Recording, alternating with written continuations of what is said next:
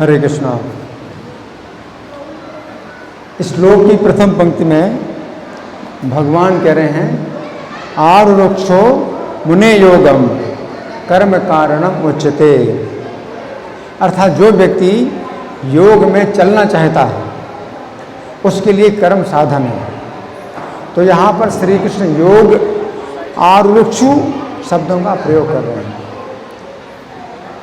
आरुरुक्षु का मतलब जो चढ़ना चाहता है, योग में चढ़ना चाहता है। योग की तुलना एक नौका से की जा सकती है। यदि हमें किसी नदी को पार करना है तो सबसे पहले हमें किसी नौका के निकट जाना होता है जो हमें नदी पार कराएगी। तो यहाँ पर श्री कृष्ण कह रहे हैं कि जब तक हमें नौका प्राप्त नहीं होती है तब तक हम नौका के लिए आरुरुक्षु कहलाते हैं। आरुरुक्षु, जब तक नौका ना प्राप्त हो तो आरुरुक्षु, नौका आरुरुक्षु। आरुरुक्षु शब्द का अर्थ है ऐसा व्यक्ति जो आरूढ़ होना चाहता है, अर्थात किसी वस्तु के ऊपर चढ़ना चाहता है। नौका उससे कहा जाएगा, यदि कोई व्यक्ति नौका में चढ़ना चाहता है तो उसे कहा जाएगा नौका रुरुक्षु। तो जब तक व्यक्ति नौका में चढ़ना चाहता है अर्थात वो नौका में चढ़ा नहीं है तब तक उसे पैदल उसी दिशा में चलना होता है जिस दिशा में नौका होती है। उसी प्रकार यहाँ पर श्री कृष्ण कह रहे हैं कि जब तक हमें भक्ति की नौका नहीं प्राप्त होती है तब तक हमें वैदिक आदेशों के अनुसार कर्म करना चाहिए। तो यहाँ पर श्री कृष्ण कह रहे हैं कि योग अर्थात भक्ति की नौका में आरूढ़ होने की इच्छा वाले व्यक्ति के लिए कर्म ही उपाय है। क्योंकि अर्जुन का संदेह था यदि व्यक्ति के मन में इंद्रिय तृप्ति के विचार भरे हुए हैं तो उन विचारों से बचने के लिए उसे कुछ कर्म करना चाहिए जिससे उसका मन इंद्रिय तृप्ति के विचारों से बंटा रहे, तथा ये कर्म है वैदिक आदेश। कलयुग में वैदिक आदेश है कि व्यक्ति को हरि नाम कीर्तन करना चाहिए। अब श्लोक की दूसरी पंक्ति में श्री कृष्ण कह रहे हैं योगारूढ़स्य तस्य एव समः कारणम उच्यते। अर्थात व्यक्ति जिस समय योगारूढ़ हो जाता है उस समय कर्म का त्याग ही उसके लिए उपाय है। अभी हमने योग की तुलना एक नौका से की थी तथा हमने विचार किया था कि जब तक हमें नौका की प्राप्ति नहीं होती है तब तक हमें चलना होता है, परंतु जिस समय हम नौका में बैठ जाते हैं उस समय हमें चलना बंद करना होगा, अन्यथा एक बहुत बड़ी दुर्घटना हो जाएगी। ठीक है ना। नौका जब तक नहीं मिली तब तक आप चलिए, और जब नौका मिल गई तो चलना बंद करो, है ना। तो यहाँ भगवान कह रहे हैं कि भक्ति की नौका जब तक नहीं मिलती है तब तक आपको वैदिक आदेशों के कर्म करने हैं। भक्ति की नौका मिल गई, अब वैदिक आदेशों की आवश्यकता नहीं। तो यहाँ पर श्री कृष्ण कह रहे हैं कि जिस समय हमें भक्ति की नौका नहीं प्राप्त होती है उस समय हमें वैदिक आदेशों का पालन करना होता है, परंतु जिस समय हमें श्री कृष्ण की भक्ति की नौका प्राप्त हो जाती है उस समय श्री कृष्ण भी गीता 18:66 में कहते हैं सर्वधर्मान परित्यज्य माम एकम शरणम व्रज। अर्थात सभी धर्मों का त्याग करके हमें श्री कृष्ण की शरण लेनी चाहिए। भागवत 11:20-9 में श्री कृष्ण उद्धव जी से कहते हैं कि जब तक मनुष्य सकाम कर्मों से तृप्त नहीं हो जाता और श्री कृष्ण के श्रवण तथा कीर्तन द्वारा भक्ति के लिए रुचि जागृत नहीं कर लेता तब तक उसे वैदिक आदेशों के अनुसार कर्म करना होता है।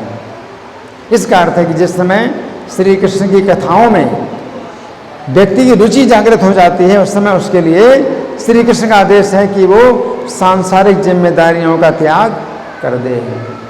तो भगवान ने दो शब्द प्रयोग किए हैं, एक तो है आरुरुक्षु, दूसरा आरूढ़ है।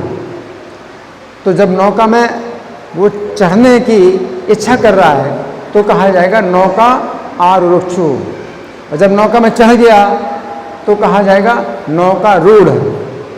जैसे अश्व, घोड़ा, घोड़े के ऊपर जब चढ़ना चाहता कोई व्यक्ति अश्वारूढ़, और जब घोड़े में चढ़ गया तो कहेंगे अश्वारूढ़, आरूढ़ हो गया। आरूढ़ का मतलब बैठा हुआ, और आरुक्षु का मतलब है जो चढ़ना चाहता है। तो भगवान ने दो शब्द प्रयोग किए हैं, योग आरुक्षु और योग आरूढ़। तो जब इच्छा है आपकी कि आप भक्ति में जो है आप आ जाएं, भक्ति की लाइन में आ जाएं, तो आपको जो है कुछ कर्म करने होंगे, है ना। तो वो कर्म जरूरी हैं वैदिक आदेशों के अनुसार।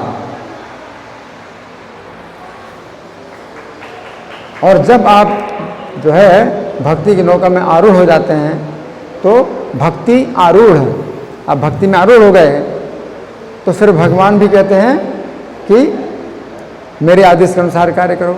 अब वैदिक आदेशों की आवश्यकता नहीं, अब मेरे आदेशों के अनुसार कार्य करो। तो अब भगवान से सीधे जुड़ गए। अब भगवान से सीधे जुड़ गए तो वैदिक आदेशों की आवश्यकता नहीं है, तो भगवान सीधे आपको गाइडेंस दे रहे हैं। जब तक आप भगवान से सीधे नहीं जुड़े तो आपको जो है वैदिक आदेशों की आवश्यकता है। शास्त्र हैं, साधु हैं, आचार्य हैं, उनके अनुसार आपको कार्य करना है। जैसे प्रभुपाद जब विदेशों में गए तो अब पूरी तरह से कृष्ण के आदेश के अनुसार कार्य कर रहे थे, उन्हें कृष्ण के आदेश सीधे प्राप्त हो रहे। लेकिन जिस समय उन्होंने गुरु धारण किया, भक्ति सिद्धांत सरस्वती ठाकुर उनके आदेश के अनुसार कार्य कर रहे, शास्त्र हैं, साधु हैं, आचार्य हैं, इनके अनुसार कार्य करते रहे, है ना। लेकिन जब श्री कृष्ण का प्रत्यक्ष जब संग होता है तो फिर कृष्ण साक्षात भगवान जो है उसको आदेश देते हैं। तेषाम एवानुकंपार्थम अहम अज्ञानजम तमः नास्यामि आत्मभावस्थो ज्ञान दीपेन भास्वता। तो भगवान स्वयं ही केवल उनके ऊपर ही अनुकंपा करने के लिए, तो कुछ विशेष लोग होते हैं जिनके ऊपर अनुकंपा करने के लिए हृदय में स्थित होकर के ज्ञान के प्रकाशमान दीपक के द्वारा अज्ञान का अंधकार दूर करते हैं। तो अब उस समय आपको जो है कुछ और जो है आवश्यकता नहीं है, कहीं से भी गाइडेंस लेने की आवश्यकता नहीं है। तो भगवान जो है उनके साथ रहते हैं, तो भगवान स्वयं उनके साथ रहते हैं, भगवान उनके साथ चलते हैं, भगवान उनके साथ बैठते हैं। तो कनॉट प्लेस में जब प्रभुपाद प्रवचन दे रहे थे, मंच के ऊपर बैठे हुए थे, तो एक सज्जन मुझे मिले थे, सन 86 की बात है। एक सज्जन मुझे मिले थे तो बोले, मैंने देखा था कि प्रभुपाद कनॉट प्लेस में प्रवचन दे रहे थे और भगवान श्री कृष्ण उनके पीछे खड़े थे। प्रभुपाद बैठे थे और भगवान श्री कृष्ण उनके पीछे खड़े थे।